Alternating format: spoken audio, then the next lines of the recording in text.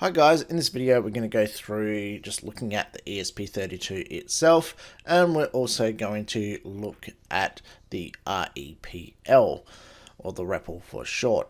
So there is going to be a bit of flipping back and forth between code, or looking at the screen, and also looking at the ESP32 itself. Let's start off by looking at the ESP32 itself, and you'll be able to see now that we've got the actual module itself. There's a yellow wire coming out the back because that's actually hooked up to an LED already, which I'll show you guys afterwards. But you'll see that on these pins here, you've got different numbers. These numbers are going to correspond to the various pins that the ESP, or the various pins we're going to be able to address. For example, you've got 23, 22, TX, RX, 21, ground, 19, 18, 17, 16, 4, 0, 1, 15, 10. So this is on my ESP32. On the ones you guys will be using, the numbers might be slightly differently in different pin locations. However, the numbers that are next to the pins on whichever device you are using are the ones that you're going to go by.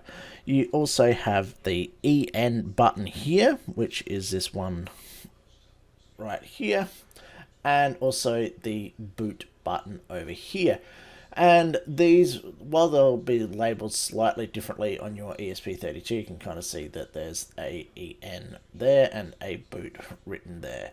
So the boot button is going to be what we need to press in order to flash it eventually, using the code that I've written for this. Alright, let's jump back over to the screen. So under Tools, I've got this now option called MicroPython. I'm going to hit MicroPython REPL. What this is going to do, I found a device but could not connect, file not found error, so not sure what to suggest, enter. Okay, let's just have another quick look at that. So it's doing the same thing. So I'm going to pause the video, diagnose what's going on, and then come back. Okay, that was my fault. The way that I had an LED wire up on there was actually stopping it from running correctly. So now that I've unplugged the LED for the moment, it will be all okay. So let's go in Tools, MicroPython REPL, and you'll notice that it comes up with this here. If I hit the EN button while we're here, it will reboot, and you can see that it's running MicroPython version 1.11 on, this is looking from May last year, so it's probably out of date, so we could update that afterwards. And at the moment the boot button doesn't do anything because I haven't flashed that code to it. But let's start off by wiring up an LED to one of the pins and just turning it on and off manually. And here we are. You can see that for me, pin 23 is actually up in the top corner here, and I'm just pointing to it right there. It's a little bit hard to see, but that's it there, and it's next to the ground pin. On any other ESP32, it might be in a different spot, so just look carefully for it.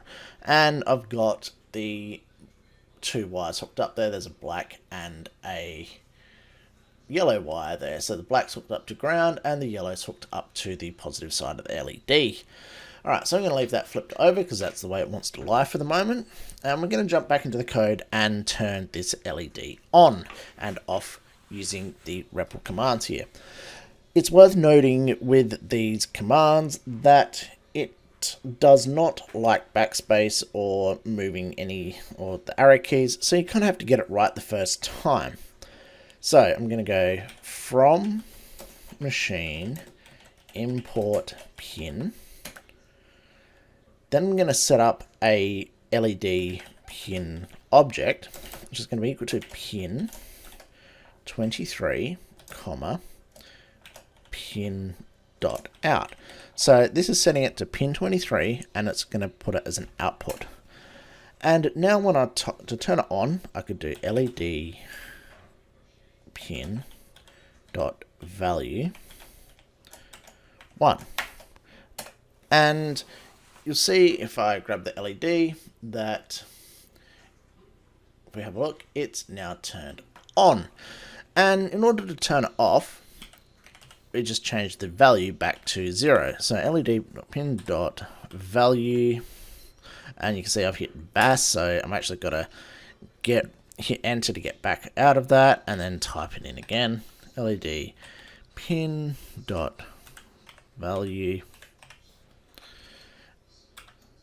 Alright, that's the code to turn off. We'll flip back to the ESP32, wait for the camera to focus.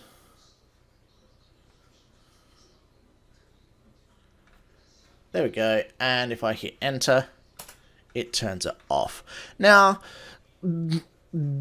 it's not just for manually turning an LED on and off. We can also use it for multiple other things as well. And it will also give us errors like the terminal normally does when we're running code.